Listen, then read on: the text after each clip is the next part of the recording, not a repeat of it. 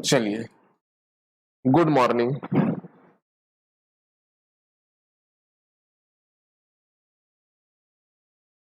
चलिए, तो आज से हम मध्य प्रदेश का एक बहुत ही टफ टॉपिक कहा जाता है क्या, आर्ट एंड कल्चर, कला एवं संस्कृति, है ना। तो उस टॉपिक को हमें याद करना है, हम ट्रिक से याद करेंगे। जैसे मैंने आपको एक दिन तो रिवाइज करा दिया गया था लोक नृत्य का, पूरा एक दिन बता दिया था ना, चटकोरा कोरकू। मैंने हमारा जो आर्ट एंड कल्चर है, तो यहाँ से क्वेश्चन बहुत बनते हैं और अच्छा टॉपिक है, थोड़ा सा याद करने में यहाँ पे डिफिकल्ट जाती है, तो अपन इसको थोड़ा सा ट्रिकी से याद करेंगे कि जिससे ये अपने दिमाग में बना रहे हैं, है ना, क्योंकि थोड़ा सा टफ होता है ये। तो आर्ट एंड कल्चर में जो मध्य प्रदेश के हमें 4 से 5 चीज करना है, और इसमें क्या क्या क्वेश्चन बनता है। हमने ट्राइब्स कर लिया, जो भी एक टफेस्ट टॉपिक है एमपी का, तो भी हमारा हो चुका। अब हमें आर्ट एंड कल्चर में क्या पढ़ना है, देखिए मध्य प्रदेश की, लिखिए आर्ट एंड कल्चर।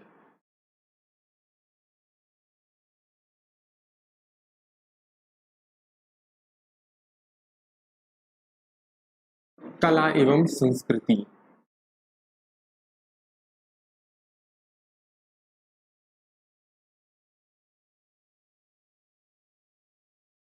ठीक है, इसके लिए अगर आपको भारत की कला एवं संस्कृति के बारे में अगर जानना है, तो सिंघानिया साहब की एक बुक आती है, उससे आप पढ़ सकते हैं। मैंने बहुत अगर डीपली अगर कभी पढ़ना है आपको, एमपी के लिए नहीं बता रहा हूं, आपको भारत के लिए बता रहा हूं, जो भारत की कला एंड संस्कृति आर्ट एंड कल्चर के लिए बहुत ही फेमस बुक है और बहुत ही अच्छी किताब है। उसमें एमपी का नहीं मिलेगा, है ना, पर जो हमें एमपी में बनना है, जहां से हमारा क्वेश्चन बनता है, क्योंकि हमारा मेन मोटो क्या है, जहां से क्वेश्चन बनना है वो पढ़ना है, हमें एक्स्ट्रा नहीं पढ़ना है तो बहुत सी चीज, है ना।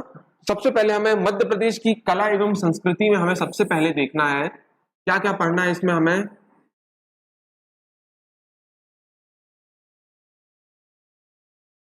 सबसे पहले हमें इसमें पढ़ना है क्या, लोक गायन। क्या पढ़ना है, लोक गायन। एक दूसरा हमें पढ़ना है लोक नृत्य। ठीक है, तीसरा पढ़ना है लोक नाट्य। चौथा पढ़ना है हमें, क्या पढ़ना है हमें, चित्रकला देखना है, यहाँ की चित्रकला, चित्रकला। और पांचवा देखना है हमें क्या, क्या देखना है बताइए, शिल्प कला। ये हमारे मध्य प्रदेश में निमाड़ हो गया, मालवा हो गया, बुंदेलखंड हो गया, बघेलखंड हो गया, ये काफी प्रसिद्ध है, काफी फेमस है। ठीक है, लोक गायन, लोक गायन मतलब होता है फॉल्क सॉन्ग। लोक नृत्य होता है फॉल्क डांस। और लोक नाट्य मतलब होता है फॉल्क ड्रामा। और चित्रकला तो आप जानते हैं, एक आर्ट को कहा जाता है ना।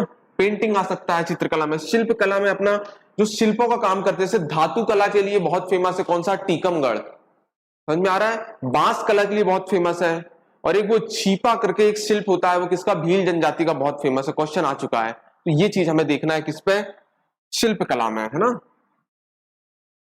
समझ में आ रहा है। तो ये हमें देखना है, एक हमारा देखना है हमारा क्या क्या टॉपिक है हमें पढ़ना है। हमें एक पढ़ना है लोक गायन। फॉर एग्जाम्पल लोक गायन मतलब इस पे गाना गाया जाता है, जैसे हीड़ गायन बहुत फेमस है ना। एग्जाम्पल के तौर पे यहाँ पे लिख लीजिए, जैसे हीड़ गायन, बाबुलिया बुंदेलखंड का फेमस है। ये बाबुलिया आप जनरली देख सकते हैं, ये नॉर्मली दशहरा के समय, होली के समय, कुछ फेस्टिवल्स में जो होते हैं ना हमारे, उस पर भी लोग गाते हैं, तो बाबुलिया आपको देखने मिल जाएगा। तो हीड़ गायन, बाबुलिया, समझ में आ रहा है। निर्गुड़ी, मतलब ये अभी सिर्फ मैं एग्जांपल बता रहा हूँ, ये क्या होगा, एक गायन के एग्जांपल है, इनको हमें पढ़ना है, बहुत सारे हैं अभी।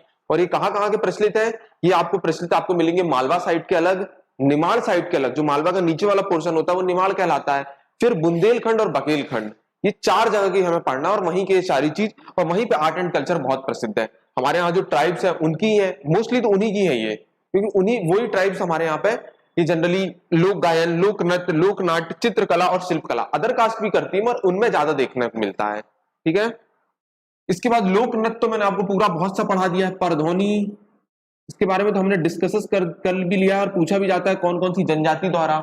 परधौनी हो गया, कर्मा बहुत फेमस बताया था, चटकोरा बताया था, ढाडल बताया था। ये हो गए हमारे नृत्य। तो ये टॉपिक को तो हमने एक बार ओवरव्यू देख ही लिया था, पर इसको अभी थोड़ा सा और अंदर जाके देखेंगे यहां जो क्वेश्चन पूछता है। तो इसके बाद लोक नाट्य आता है। तो लोक नाट्य में ड्रामा आता है, तो सबसे प्रसिद्ध और जो मध्य प्रदेश का है माच। ये दो टॉपिक में बहुत कंफ्यूजन होता है, लोक नृत्य और लोक नाट्य। तो मैं भी कंफ्यूजन करूंगा, जैसे आप जो माने जो लोक नृत्य और लोक नाट्य में बहुत ज्यादा कंफ्यूजन रहता है, तो अपन इसको अपन दूर करेंगे कैसे, है ना, कोशिश करेंगे। एक माच हो गया, मटकी हो गया, समझ में आ रहा है, लकड़ बग्गा,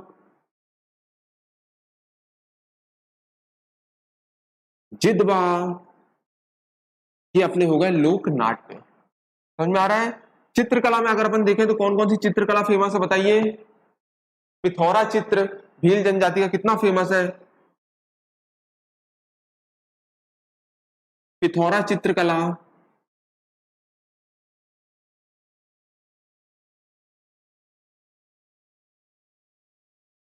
एक फेमा फाल्या करके व्यक्ति थे, उनके द्वारा बनाया गया था और ये भील जनजाति में देखने मिलता है। और शिल्प कला का अगर हमने एग्जाम्पल देखे तो कौन कौन से मैंने अभी बताया आपको। बांस कला देखना है हमें, बांस कला, बांस शिल्प कला, ये बांस कला लिख लीजिए। छीपा,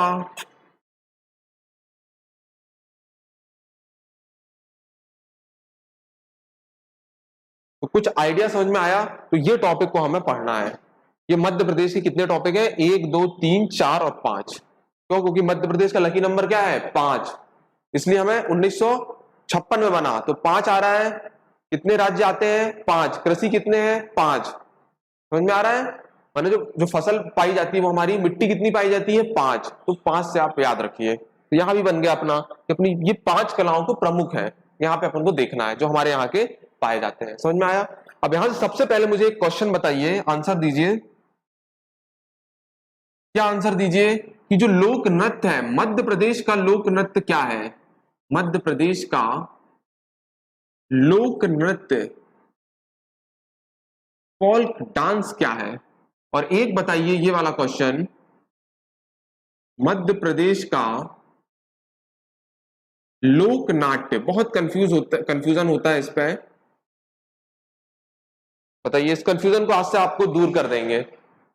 मुझे बताइए मध्य प्रदेश का लोक नृत्य फोल्क डांस, समझ रहे हैं ना। आप हिंदुस्तान में भी देखेंगे तो 2 प्रकार के डांस मिलते हैं वहां पे भी, एक होता है लोक नृत्य और एक होता है शास्त्रीय नृत्य। कथक कली है और अपना क्या है, एक कथक कली होता है ना, कथक होता है, भरतनाट्यम होता है, ये सब क्या शास्त्रीय नृत्य कहलाता है। और एक होता है लोक डांस, जैसे अपन ने देखा लावड़ी तमाशा जो महाराष्ट्र में होता है ना, पंजाब में होता है, वो खेलते हैं ना एक क्या भांगड़ा गिद्दा, ये क्या होते हैं, ये लोक नृत्य होते हैं। ये फर्क है, तो इनमें फर्क क्या है मुझे सबसे पहले ये भी बताइए। लोक नृत्य और शास्त्रीय नृत्य मतलब फोल्क डांस और क्लासिकल डांस में क्या फर्क है बताइए। जैसे अभी बिरजू महाराज की डेथ हो गई थी, वो कथक से आते थे। शास्त्रीय नृत्य में जो मुद्राएं होती है, जो डांस करते हैं उन लोग, वो हुबहू मुद्राएं करते हैं। इस पे कोई एक्सपीरियंस व्यक्ति की जरूरत पड़ती है जो हमें प्रशिक्षित कर सके, मतलब एक ट्यूटर की जरूरत पड़ती है जो हमें सिखा सके। और जो लोक नृत्य होती है उसमें मुद्राएं मतलब कंफर्म नहीं होती। जैसे आपने कथक देखा होगा तो उसमें वही फेस एक्सप्रेशन देना पड़ेगा जो बहुत समय से प्रचलित है, और शास्त्रीय नृत्य बहुत पुराने समय से चलते आ रहा है, जबकि लोक नृत्य अपने लोकल क्षेत्र के एरिया में बनाया जाता है। समझ में आ रहा है। तो ये उसका थोड़ा सा बेसिक डिफरेंस याद रखिए कि शास्त्रीय नृत्य में क्या होती है, जो उनकी मुद्राएं होती हैं, समझ में आ रहा है, जो उनकी मुद्राएं होती है वो पुरानी मुद्राएं ही जो रहती है उन्हीं को परफॉर्म करना पड़ता है। एक ही मुद्राएं मतलब प्राचीन समय जो चलते आ रही है, और कोई प्रशिक्षित व्यक्ति के अंडर में ही हमें ये परफॉर्म करना पड़ता है। मगर लोक नृत्य में ऐसा नहीं है। लोक नृत्य में जो होता है आप थोड़े से स्टेप भी चेंज कर सकते हो, जैसे तमाशा है, लावड़ी है, मगर वहां पे हुबहू सेम रहता है। तो एक बेसिक सा डिफरेंस है, जब हम पढ़ेंगे तब हम उसको और डिटेल में जाएंगे। तो 2 प्रकार के होते हैं। तो कथक कली, अभी तक क्वेश्चन जो है अगर थोड़ा सा टफ अगर उसने बनाया तो ये डायरेक्ट क्वेश्चन पूछ सकता है कि शास्त्रीय नृत्य इनमें से कौन सा है। तो कथक कली है ना, जो मैंने आपको बताया, भरतनाट्यम है, यक्षगान है, तो ये वाले होते हैं। और जो लोक डांस होते हैं मैंने बताया, तमाशा है, लावड़ी है, ये अपन ने गिद्दा देख लिया, पंजाब का है, ठीक है, समझ में आया।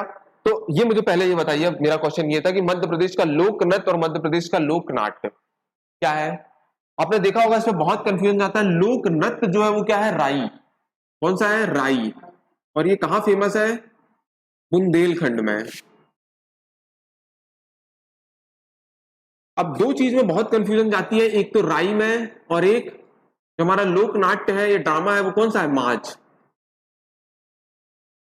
क्या है, माच। और माच आ रहा है ना, तो कहां जाओगे मां से, मालवा का है।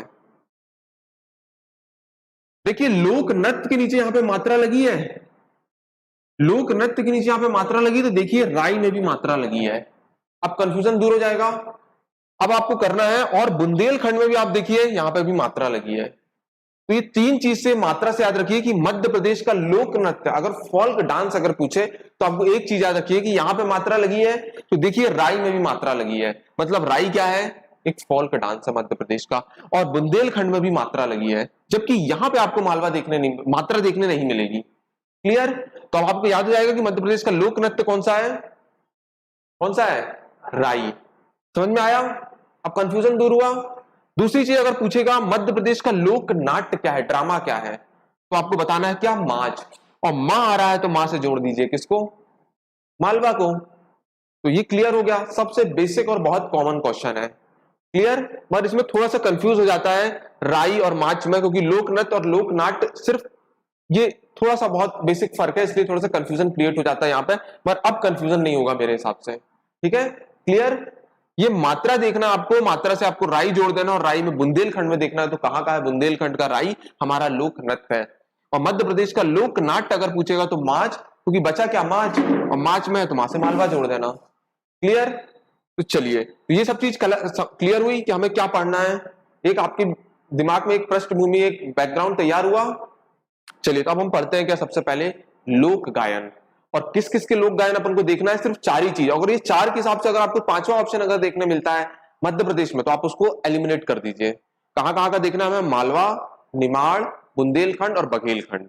ठीक है, इसी में तो हमारा मध्य प्रदेश ही पूरा 70-80% कंप्लीट हो जाता है। ठीक है, तो चलिए, तो पहला लिखिए लोक गायन।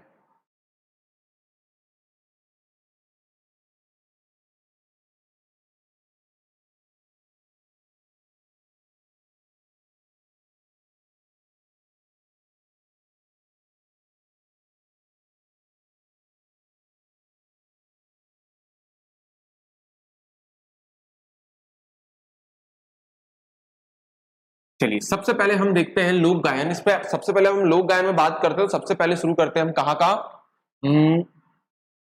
मालवा का शुरू करते हैं। मालवा की कौन कौन सी लोक गायन फेमस है। डायरेक्ट भी क्वेश्चन आ जाता है कि हीड़ गायन किस क्षेत्र का प्रसिद्ध है, तो आपको बोलना है मालवा का, है ना।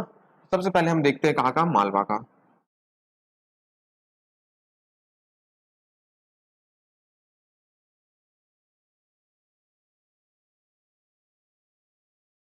मालवा तो आप लोग को पता है ना, किस साइड है मध्य प्रदेश के, किस साइड है,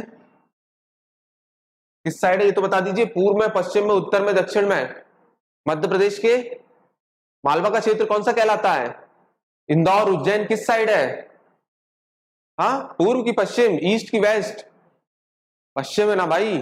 मालवा का जो है वो कहां पे है, पश्चिम में है, वेस्ट में पड़ता है ना, अरावली की पर्वत से लगा हुआ है। ठीक है, चलिए, तो मालवा के लोक गायन हमें याद करना है, और उसको याद करने के लिए एक ट्रिक लिखिए।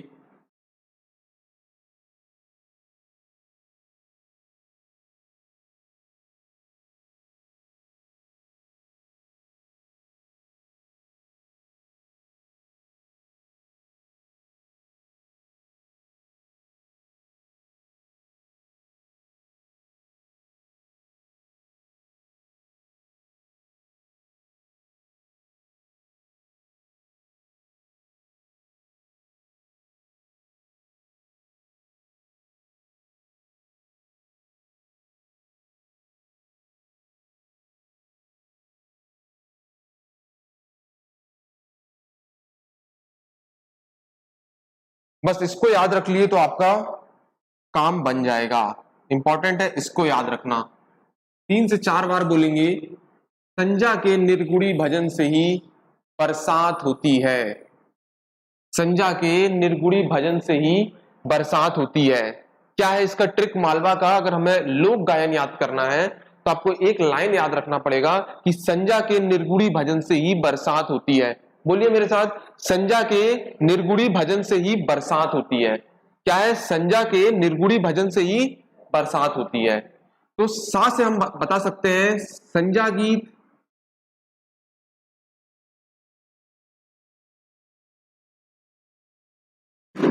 निर्गुणी गायन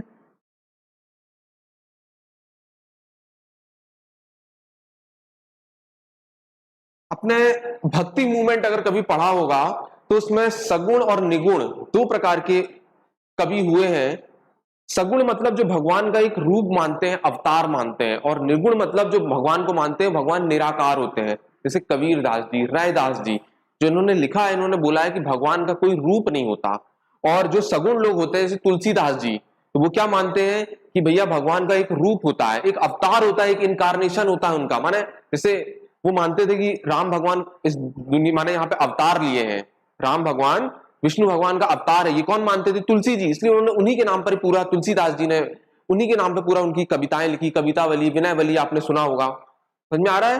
तो डिफरेंस समझ में आ रहा है? कई बार क्वेश्चन पूछ लेते हैं कि कौन से कवि, वो भक्ति मूवमेंट में हम पढ़ेंगे, बस आप जनरली बस थोड़ी सी बेसिक ले लीजिए कि निर्गुण और सगुण दो प्रकार के क्या होते हैं भक्ति मूवमेंट में, आपने पढ़ा होगा। तो सगुण जो होते हैं जो भगवान को अवतार मानते हैं, मतलब भगवान की कोई अवतार हुआ है।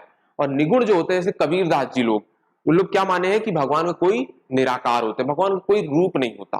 ये उनकी अपनी अपनी मानना है और उन्हीं के हिसाब से उन्होंने अपने दोहे लिखे हैं। क्लियर? तो उसी की बात है ये निर्गुणी गायन। अगला लिखिए भा से भरथरी, भरथरी गायन। और एक और होता है भोपे, भोपे गायन। और हा से आता है हीड़ गायन। और बरसात से आता है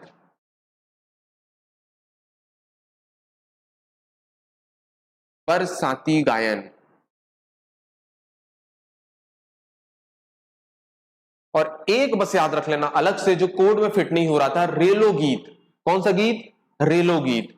तो एक बस अलग से आपको याद रखना है, अलग से याद रख लीजिए इसको, क्या? रेलो, रेलो गीत।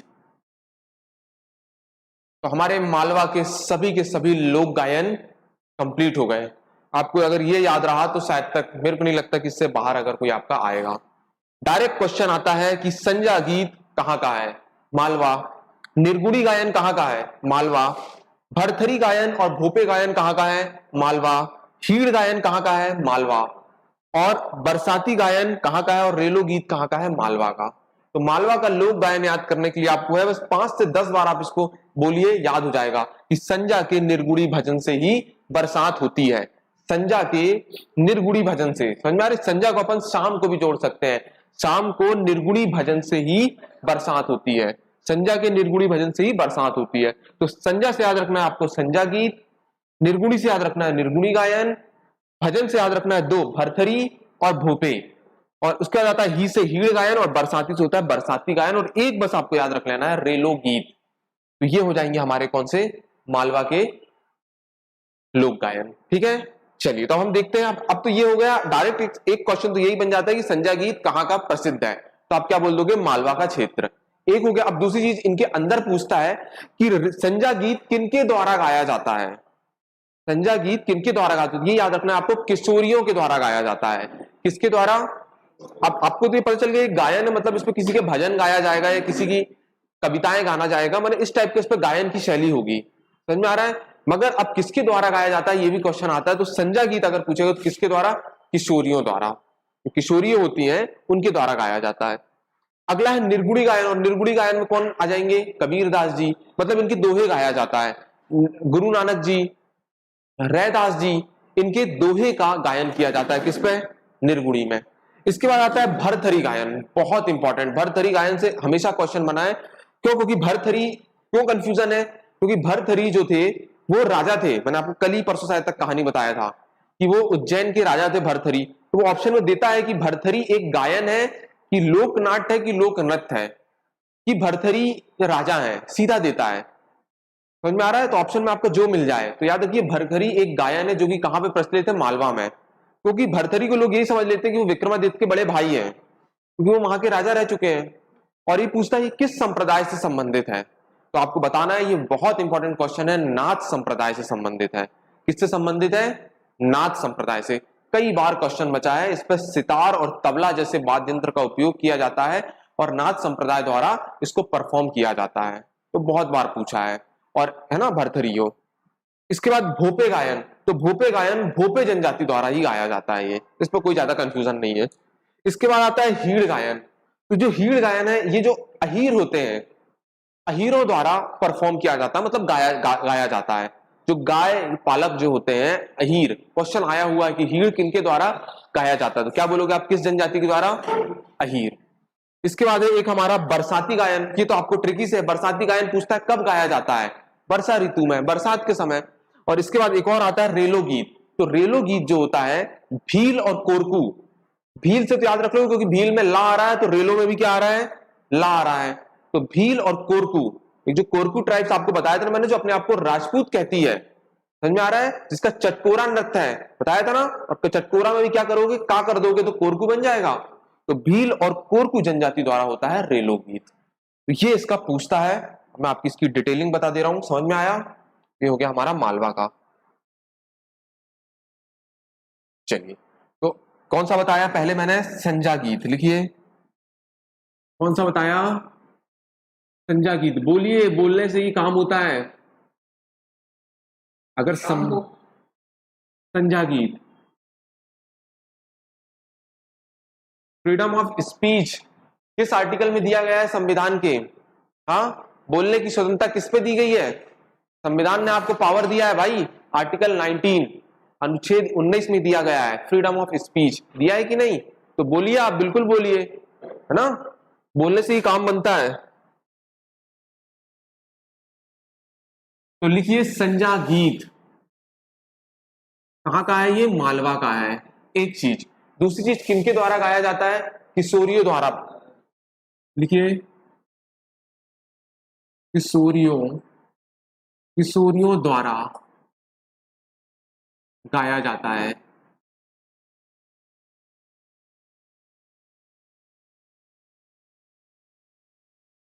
ठीक है, बहुत इंपॉर्टेंट है, ये क्वेश्चन आ चुके हैं। किशोरियों द्वारा, किसके द्वारा? किशोरियों द्वारा, याद रखना है आपको, ठीक है। अगला कौन सा था, कौन सा था? निर्गुणी गायन।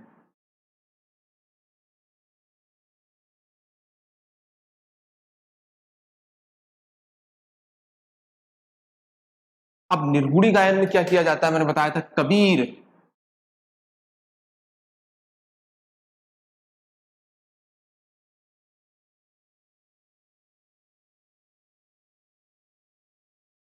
मन चंगा तो कसौटी में गंगा, रैदास जी बोलते हैं, समझ में आ रहा है।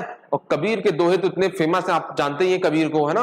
एक जुलाहा परिवार से आते थे कबीर दास, है ना। इनकी एक बहुत प्यारी किताब है, वो संग्रहण करता है तीन चीज की, बीजक, है ना, जिसकी रमैनी, उसके अंदर की एक किताब है। तो बीजक के नाम से पूछता है कि किसकी है, तो आपको याद रखना है कबीर। तो कबीर में बा आ रहा है, बा आ रहा है ना, तो कबीर से बीजक को आप जोड़ लोगे तो उसमें भी बा आ रहा है। और कबीर तीन शब्द है, तो हमारे यहाँ पे कबीर जो सम्मान दिया जाता है उसमें कितनी राशि दी जाती है? 3 लाख। बताया था, ये सब पढ़ा चुका हूं मैंने, ये पुराने स्टूडेंट है उनको पता होगा कि मैंने पढ़ा चुका है ये कबीर।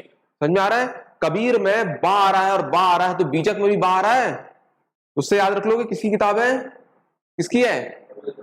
कबीर दास जी की। और कबीर में 3 शब्द आ रहे हैं, तो कबीर में कितने प्राइस, कबीर सम्मान हमारे यहाँ दिया जाता है, कबीर में कितना दिया जाता है, कितना दिया जाता है? 3 लाख। 1980 में शुरू हुआ था ये। चलिए, तो कबीर है, रैदास है, आदि ये भजन या दोहे गाते हैं।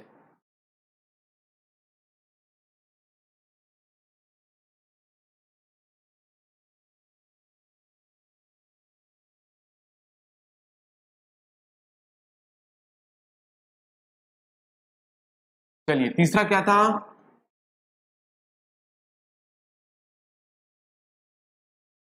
भरथरी गायन, इसको तो पहले लिखिए, पहले तो लिखिए एक कंफ्यूजन क्वेश्चन को लिखिए। ये भरथरी, भरथरी उज्जैन के राजा थे, उज्जैन के राजा और विक्रमादित्य के कजिन, बड़े भाई, विक्रमादित्य के बड़े भैया थे, है ना, एक चीज। दूसरी, भरथरी गायन नाथ संप्रदाय, नाथ संप्रदाय के लोगों द्वारा होता है। और नाथ संप्रदाय का प्रतिपादक कौन थे? गुरु गोरखनाथ। मैंने बताया था ना, ये आए थे और क्या दिए थे इनको? एक प्रसाद दिए थे, कहानी कल बताया था ना, पिंगला। नाथ संप्रदाय, नाथ संप्रदाय के लोगों द्वारा, ठीक है,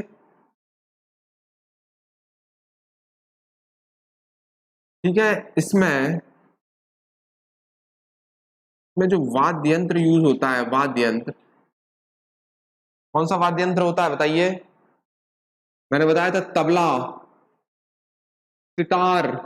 ये तबला और सितार का जनक माना जाता है अमीर खुसरो को। इटावा में जन्म लिए थे, 7 सुल्तान का काल देखे थे, जिसे तोतियाई हिंद कहते हैं। उन्होंने इस सितार और तबला का जनक माना जाता है ना? समझ में आ रहा है? अमीर खुसरो को, उसका ओरिजिनल नाम जो है वो क्या है? अमीर हसन। और उनके गुरु थे निजामुद्दीन औलिया। समझ में आ रहा है? उस सितार और तबला का वही, उन्हीं को जनक माना जाता है। और तबला के जो फेमस आर्टिस्ट हैं, कौन है? अल्लाह रखा खा, बताया था, जाकिर हुसैन, ये फेमस तबला वादक हैं। और सितार के हैं पंडित रविशंकर शुक्ल। समझ में आ रहा है? वो सितार बजाते हैं, है ना? एक विलायत खा भी है, निखिल बनर्जी। ये 3 नाम आपको बहुत इंपॉर्टेंट याद रखना है, जो सितार बजाते हैं। पंडित रविशंकर शुक्ल, बहुत महारत थी इनकी, है ना? हाँ, पंडित रविशंकर, एक विलायत खा, और एक कौन है? निखिल बनर्जी। ये 3 लोग आते हैं जो सितार में एकदम महारत है और काफी क्वेश्चन पूछता है इनसे। बहुत फेमस आर्टिस्ट है सितार के ये, ठीक है। और इसके बाद तबला का तो मैंने बता दिया, कौन कौन? जाकिर हुसैन और अल्लाह रखा खा। अल्लाह रखा खा इसलिए बोल रहा हूं क्योंकि मध्य प्रदेश से संबंधित है अल्लाह रखा खा, ठीक है। और जाकिर हुसैन भी बहुत फेमस है इसमें, तबला में। अगर शहनाई पूछेगा तो बिस्मिल्लाह खा चले गए, 2001 में उन्हें भारत रत्न मिला था, बताया था। वो शहनाई वादक थे, ठीक है। याद रखिए, अपन जब पढ़ेंगे भारत की, जब पढ़ेंगे तब पढ़ेंगे अपन, नहीं, सब आर्ट एंड कल्चर का टॉपिक है। और सरोद, सरोद का जन्म हमारे यहाँ पे होता है, कहां पे? अलाउद्दीन खा, अमजद अली खा, ये सब उनके बेटे हैं, ठीक है। अली अकबर खा, ये सरोद बजाते हैं। और अलाउद्दीन खा हमारे यहाँ मैहर से संबंधित है, मगर वो, उनका जन्म यहाँ नहीं हुआ है। उनका जन्म हुआ है कहां पे? पश्चिम बंगाल में, ठीक है। तो याद रखिए, उनका जन्म नहीं हुआ, मगर वो सरोद से संबंधित है। और सरोद उनके घर में ही जन्मा है, उन्हीं ने बनाया था। क्लियर? क्वेश्चन आता है इसलिए बता रहा हूं क्योंकि मध्य प्रदेश से संबंधित है ये। क्लियर? चलिए, और एक और क्वेश्चन पूछता है कि दुनिया का सबसे पुराना वाद्य यंत्र कौन सा है? कौन सा है? वीणा। सरस्वती जी के हाथ में आप देखो तो वीणा, उसी से सब सब चीज निकले हैं। और एक होता है मृदंग। मृदंग होता है जो 2 मुख वाला ढोलक होता है। ढोलक जानते हो आप? उस पर 2 मुंह होते हैं। सब क्वेश्चन आए हुए आर्ट एंड कल्चर से, इसलिए बता रहा हूं आपको मैं, ठीक है। तो अगर पूछेगा सबसे पुराना वाद्य यंत्र कौन सा, तो क्या बोलोगे? वीणा। वीणा, है ना, जो तंबूरी से मिलकर बना हुआ है। क्वेश्चन आता है वो भी किससे मिलकर बना है? तंबूरी से मिलकर बना है, ठीक है। तो वीणा सबसे पुराना है। और वीणा को जो बजाते हैं तो कौन बजाते हैं? बच्चों को बजाना नहीं आता तो याद रखना, बालचंद्रन, एक बहुत फेमस व्यक्ति हैं जो वीणा बजाते हैं। कौन? याद रखना, वीणा किसको बजाते नहीं बनता आजकल के? बच्चों को। तो बच्चे से याद रखना, बालचंद्रन। बालचंद्रन क्या बजाते हैं? वीणा। जब मैं पढ़ाऊंगा आपको तो और बताऊंगा, बस अभी थोड़ा सा जनरली याद रखिए। तो चलिए, तो हम आ रहे थे कहां पे? भरथरी गायन। ये भरथरी, जो एक फैक्ट यहां पे मैंने आपको एक्स्ट्रा लिखवा दिया कि भरथरी उज्जैन के राजा थे जो विक्रम के बड़े भाई थे। नाथ संप्रदाय, नाथ संप्रदाय के लोगों द्वारा किया जाता है। डायरेक्ट क्वेश्चन आ चुका है ये, इसको बहुत इंपॉर्टेंट करके लिखिए।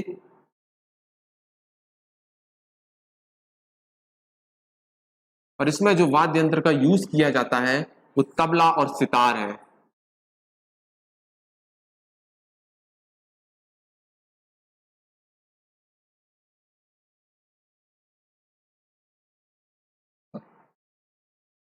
क्लियर?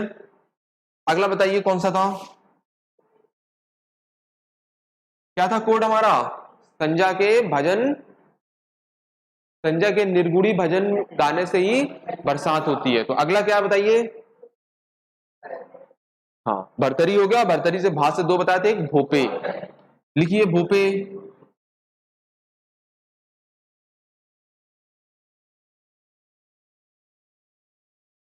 भोपे गायन, बस इस पर कुछ नहीं याद रखना है आपको। भोपे, भोपे जनजाति, ये एक जनजाति होती है, ये जनरली छत्तीसगढ़ में देखने मिलेगी। छत्तीसगढ़ में देखने मिलेगी, भोपे जनजाति द्वारा गाया जाता है।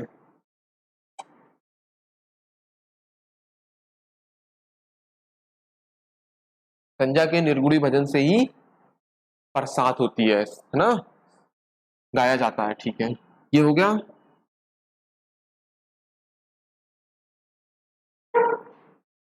अगला है हीड़ गायन।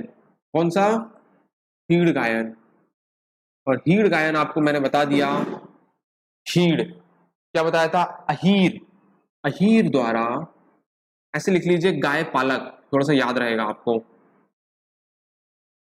गाय पालक, अहीर, अहीरों द्वारा गाया जाता है। क्लियर? आ रहा है समझ में? अब क्या बच गया हमारा?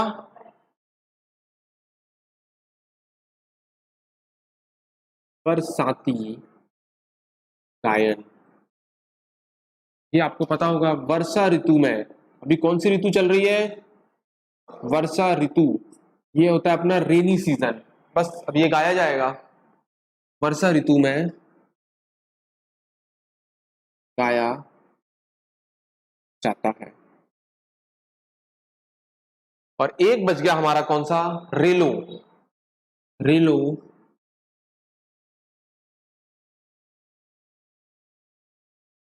ये भील और कोरकू, भील और कोरकू, भील और कोरकू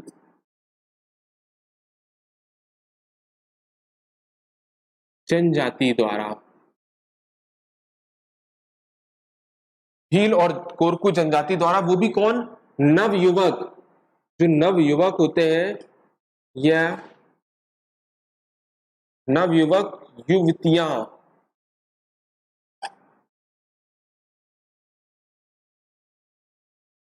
के द्वारा।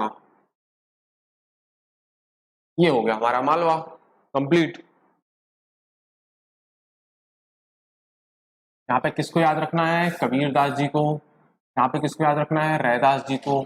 यहाँ पे किसको याद रखना है? किशोरियों को, है ना। और यहाँ पे किसको याद रखना है? भोपे जनजाति को याद रखना है। यहाँ पे किसको याद रखना है? अहीरों को। यहाँ पे किसको याद रखना है? वर्षा ऋतु को। और यहाँ पे किसको याद रखना है? भील कोरकू को, और नवयुवक और युवतियों को। क्लियर? पूरा क्लियर? एक बार रिवाइज कर ले फिर से, फिर उसके बाद हम अगला देखेंगे। अगला कौन सा है हमारा? निमाड़। ये नहीं, ये जनजाति नहीं इस पे होता, सभी जनजाति गाई जाती है, मगर ये वर्षा ऋतु में गाया जाता है ना। इसमें कोई पर्टिकुलर ट्राइब्स का नहीं दिया गया है कि पर्टिकुलर कोई ट्राइब यहाँ पे परफॉर्म करती है। ये कोई भी ट्राइब्स या आम लोग भी इसको गा सकते हैं, बरसाती गीत। ठीक है, जैसे बाबुलिया जो है, बाबुलिया बुंदेलखंड का प्रचलित है, मगर ये कोई भी ट्राइब्स गाती हैं। ऐसा नहीं कि बस बुंदेलखंड के लोग ही गाते हैं। जो बस उसकी कोई स्पेसिफिकेशन होता है, कुछ पर्टिकुलर लोग में ज्यादा लोग परफॉर्म करते हैं, उसको बोला जाता है। तो ऐसा नहीं कि ये इतने लोग गाते हैं, ये क्या क्या अपन नहीं गा सकते क्या? इसको गा सकते हैं, कोई भी गा सकता है। तो मगर जो उनकी स्पेसिफिक कास्ट है, मतलब अगर यहां देखा जाएगा तो यहाँ पे किशोर युवक सब गाते हैं, मगर जो किशोरियों उनके द्वारा बहुत गाया जाता है, इसलिए उसका स्पेसिफिकेशन होगा कि संध्या गीत किसके द्वारा गाया जाता है? किशोरियों द्वारा। ठीक है, और जहां पे जो ट्राइब्स आ रही है, कुछ आ रहा है तो मैं बता रहा हूं आपको। ठीक है, चलिए। हाँ, ये था, हमने लोक गायन पढ़ रहे थे कहाँ के? मालवा क्षेत्र के। तो मालवा क्षेत्र के लिए मैंने आपको बताया, बस आपको एक ट्रिक याद रखना। और एक ट्रिक क्या है? बोलिए मेरे साथ, संजा के निर्गुड़ी भजन से ही बरसात होती है। संजा के निर्गुड़ी भजन से ही बरसात होती है। 2-3 बार आप बोलोगे तो याद हो जाएगा। संजा के निर्गुड़ी भजन से ही बरसात होती है। तो संजा गीत मालवा, निर्गुड़ी गायन मालवा, भा से याद रखना आपको भरथरी गायन और भोपे गायन, और हाथ ही से रखना हीड़ गायन और बरसात से रखना है बरसाती गायन, और एक बस और याद रखना है रेलो गीत, है ना। अब हम इनके अंदर का देखते हैं कि इनके अंदर में क्या बात हुई है। संजा गीत बस आपको इतना याद रखना है किशोरियों द्वारा गाया जाता है, समझ में आया, किसके द्वारा, किशोरियों द्वारा। और निर्गुणी गायन में जो उनके कवि थे उन्हीं के दोहे और गायन गाए जाते हैं, जैसे कबीर दास, रैदास, इनके द्वारा गाया जाता है, ठीक है। दूसरा होता है भरथरी गायन। तो भरथरी गायन में आपको सबसे पहले याद रखना है नाथ संप्रदाय, किसके द्वारा किया जाता है, नाथ संप्रदाय। और इसके बाद इसमें जो वाद्य यंत्र यूज करते हैं तबला और सितार।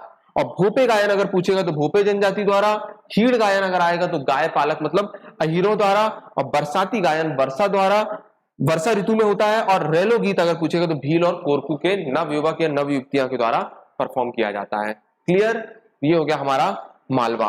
अब मालवा के बाद हम चलते हैं कहां पे, उसके नीचे निमाड़। हो रहा है ना याद आप लोग को, जो याद है वो आपका है। मैं हमेशा बोलता हूं एक ही डायलॉग है, जो आपके यहां पर है ना वही काम आएगा। ये तो किताबों में बहुत सी चीज रखी है, बहुत सी लाइब्रेरियां भरी हैं किताबों से, पर जो आपके दिमाग में है वही आपको पेपर तक जाएगा और वही आपकी नौका पार कराएगा, जो दिमाग में है वही। इसलिए ज्यादा से ज्यादा चीज को रिमेंबर करने की कोशिश करिए, याद रखने की कोशिश करिए, ठीक है। चलिए अगला लिखिए निमाड़। हाँ,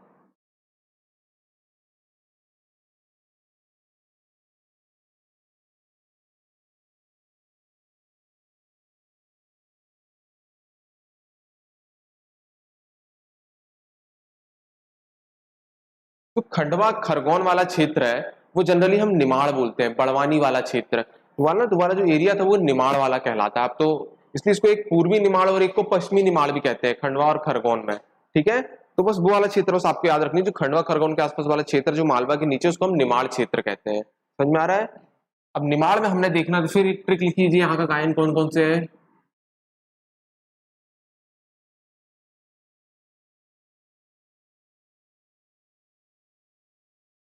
इसकी ट्रिक लिखिए,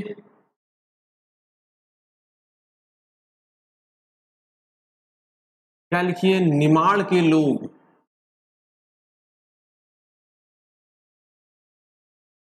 निमाड़ के लोग कसीनो में फाक खेलते हैं।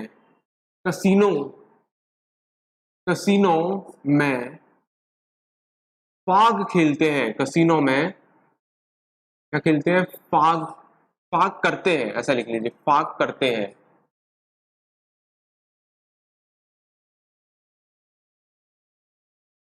निमाड़ के लोग, जो निमाड़ के लोग होते हैं वो कसीनो में, कसीनो जहां पे गैम्बलिंग की जाती है ना, जानते हो ना कसीनो, है ना, जानते हो ना कि नहीं जानते। हाँ, निमाड़ के लोग, जो निमाड़ के लोग होते हैं, निमाड़ के लोग कसीनो में फाक करते हैं। निमाड़ के लोग कसीनो में फाक करते हैं, ये कोड है किसका, निमाड़ के लोक गायन का। निमाड़ के लोग कसीनो में फाक करते हैं। फिर से बोलिए, निमाड़ के लोग कसीनो में फाक करते हैं। तो एक हमने देख लिया, का से लिखिए सबसे पहले, कलगी तुर्रा, कलगी तुर्रा। ये एमपीपीएससी 2022 का क्वेश्चन था, कल ही परसों आया है ये, कि कहां पे परफॉर्म किया जाता है, तो क्या बोलोगे, निमाड़। का से आप बता सकते थे संत सिंगा जी, आपको पता है संत सिंगा जी बहुत फेमस है, निमाड़ के कबीर कहा जाता है इनको। बड़वानी में इनका जन्म हुआ था, और मैंने बताया था कि संत सिंगा जी का मेला कहां पे लगता है, बताया था, कहां पे, कहां पे लगता है, कहां पे बताया था, खरगोन में, बताया था कि नहीं बताया था। और ना से लिखिए, एक लिखिए निर्गुड़िया, वो निर्गुड़ी था, ये निर्गुड़िया है, वो निर्गुड़ी था, ठीक है, जो हमने मालवा में पढ़े थे, ये निर्गुड़िया गायन है। क्लियर। और यहां पे एक और लिखिए, नाथ पंथी, नाथ पंथी गायन। वहां पे हमने क्या पढ़े थे, नाथ संप्रदाय पढ़े थे, कंफ्यूजन नहीं होना। भरथरी के लोग जो थे वो कौन सा गाते हैं, भरथरी जो होता है वो किसके द्वारा गाया जाता है, नाथ संप्रदाय के द्वारा। और यहां पे हम क्या बात कर रहे हैं, नाथ पंथी। और निर्गुणिया, वहां पे निर्गुण था, वर्ड छोटे छोटे, यहाँ पे निर्गुणिया है। समझ में आ रहा है? अगला लिखिए, मसाणिया, माँ है ये, है ना। फिर क्या होता है, फा से तो याद रखिए फाग, और गा से याद रखिए गरवा गरवी, गरवा। ये हो गए हमारे कहाँ के, निमाड़ के। लिख लीजिए,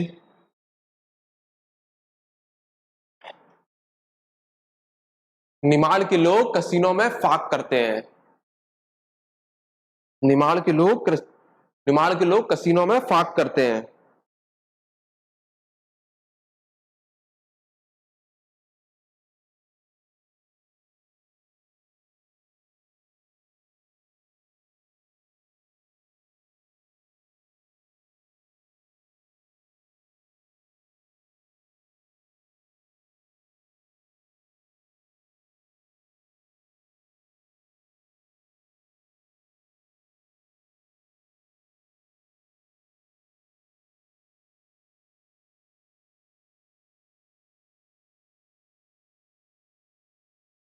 चलिए हो गया। तो आपको बस ये याद रखना है, क्या, निमाड़ के लोग कसीनों में फाक करते हैं।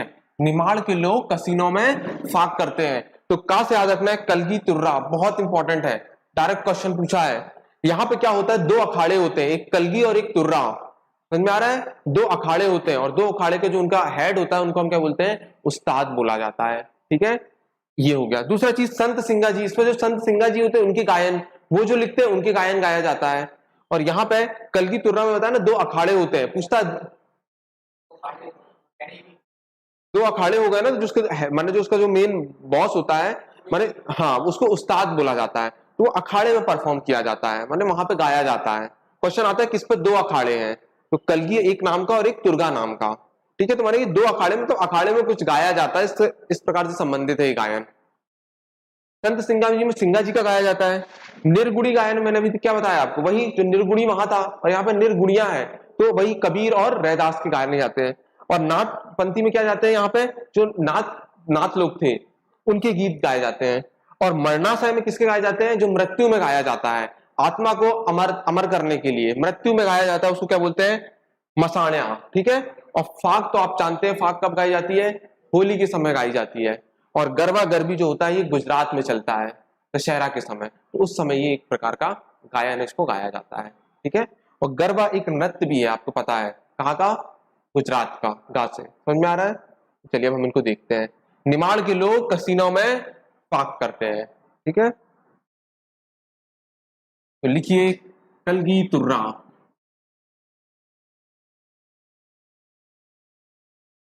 कलगी तुर्रा, इसमें क्या होते हैं, दो अखाड़े होते हैं। पूछता है दो अखाड़े किसमें होते हैं, दो अखाड़े, दो, ऊपर लिख दिया, कलगी तुर्रा, दो अखाड़े, एक होता है कलगी, कलगी अखाड़ा,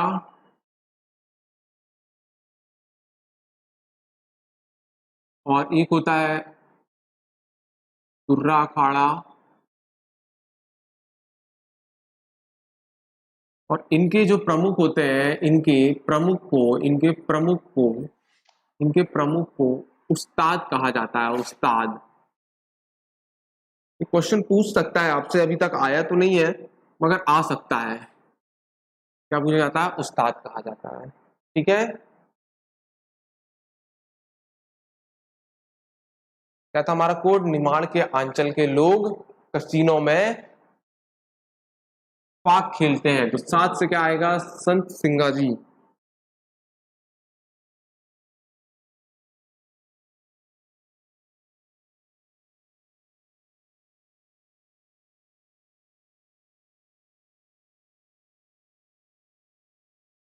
तो यहाँ पे याद रखिए, इन्हें निमाड़ का कबीर कहा जाता है, निमाड़ का कबीर। बड़वानी में इनका जन्म हुआ था, और इसमें सिंगा जी के भजन।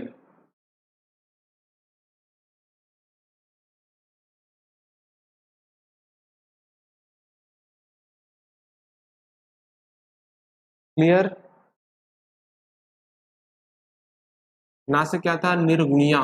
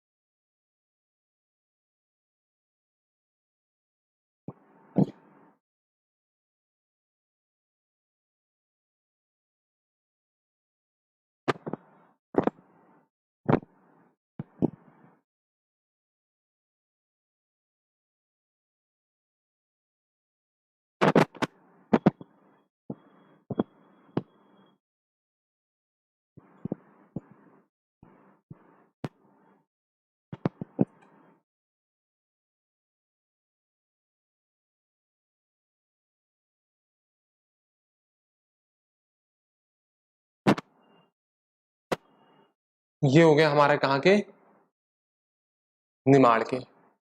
लिख लीजिए इसको।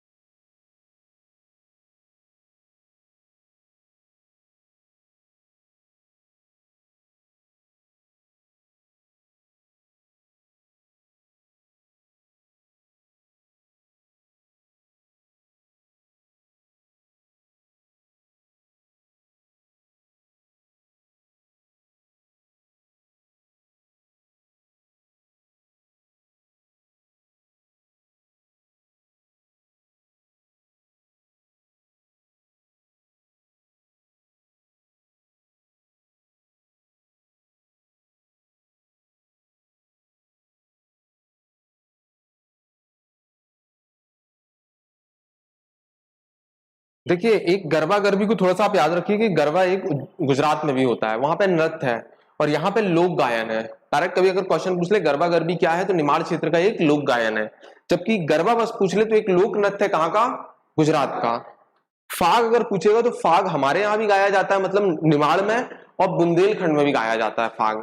फाग जनरली प्रचलित जो है वो बुंदेलखंड का ही प्रचलित है, मगर यहाँ पे भी होता है।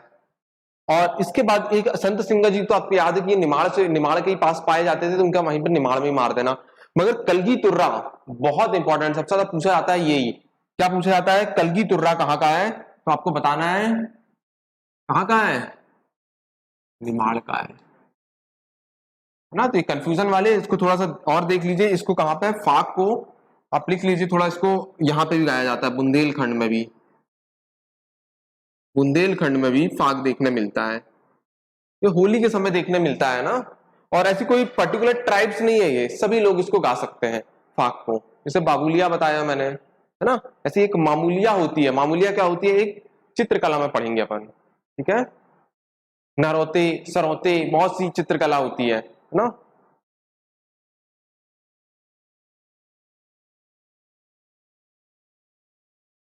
क्लियर। चलिए तो एक बार इसको देख लेते हैं। क्या था हमारा, निमाड़। निमाड़ में आपको एक चीज याद रखना है कि निमाड़ के लोग कसीनों में फाक करते हैं। ट्रिक ठीक है ना, आसान है। निमाड़ के लोग कसीनों में फाक करते हैं। कलगी तुर्रा, सा से संत सिंगा जी, ना से निर्गुणिया गायन, नागपंथी के गायन, मां से था, अच्छा ये नहीं लिखवाया क्या, हाँ इसको लिखवा दे रहा हूं, मसाणिया, और फा से था फाग, और गा से था गरबा गरबी, ठीक है। एक और लिख लीजिए, एक थोड़ा सा हमने भूल गए हैं, बस इस पर लिख लीजिए, ये मृत्यु के समय होता है।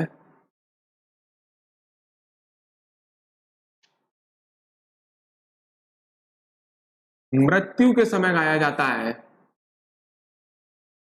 मृत्यु के समय। और आत्मा की अमरता, आत्मा की अमरता के लिए।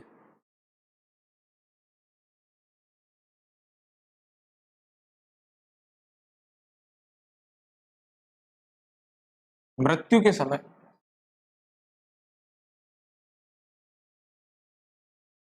मृत्यु के समय और आत्मा की अमरता के लिए गाया जाता है मसानिया गीत, है ना। इसको और जोड़ लीजिए। क्लियर। तो ये हो गए हमारे दो, है ना। बाकी कितने बचे हमारे, बुंदेलखंड और बघेलखंड का लोक गायन बचा, कंप्लीट हो जाएगा। इसके बाद हम क्या पढ़ेंगे, फिर लोक नृत्य देखेंगे। लोक नृत्य मैं आपको बता दिया हूं, और उस पर और थोड़ा सा और डिटेलिंग देख लेंगे, उससे हमारा टॉपिक खत्म हो जाएगा। वैसे करके हमें 3 से 4 टॉपिक कंप्लीट करना है। आया समझ में, ठीक है। चलिए, धन्यवाद, है ना।